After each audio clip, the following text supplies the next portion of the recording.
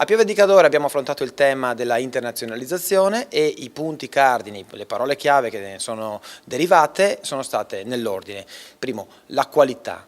Per affrontare i mercati internazionali non c'è verso se non diamo per accertata, per assodata, per incontrovertibile la qualità. È solamente partendo da una qualità data per default che possiamo ottenere qualche risultato sui mercati esteri. Punto. Il secondo punto molto importante è stato quello di mettere il cliente al centro. Per le aziende che affrontano l'internazionalizzazione, avere il cliente al centro diventa fondamentale. Avere il cliente al centro vuol dire investire in tecnologie per profilare adeguatamente il cliente, avere un database come si conviene e successivamente studiare in maniera adeguata il comportamento del cliente stesso. Il terzo punto è stato quello di creare una classe dirigente. È fondamentale per affrontare il mercato internazionale avere una classe dirigente che sappia gestire i team e che sappia guidare le aziende secondo dei modelli di business definiti e consolidati.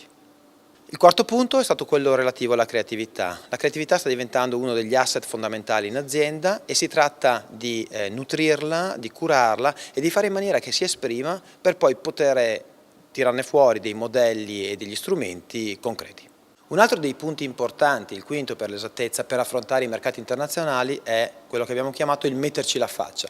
Metterci la faccia vuol dire che dal top management fino all'ultimo degli impiegati si tratta di sporcarsi le mani, di essere di fronte alla vera sfida e alla vera necessità. Da questo punto di vista diventa importante anche saper raccontare una storia che attragga l'attenzione e che faccia sì che i clienti siano realmente interessati non solo al prodotto ma anche all'esperienza che di questo prodotto faranno. L'ultimo aspetto che riguarda l'internazionalizzazione è quello relativo all'impatto delle aziende sul loro territorio.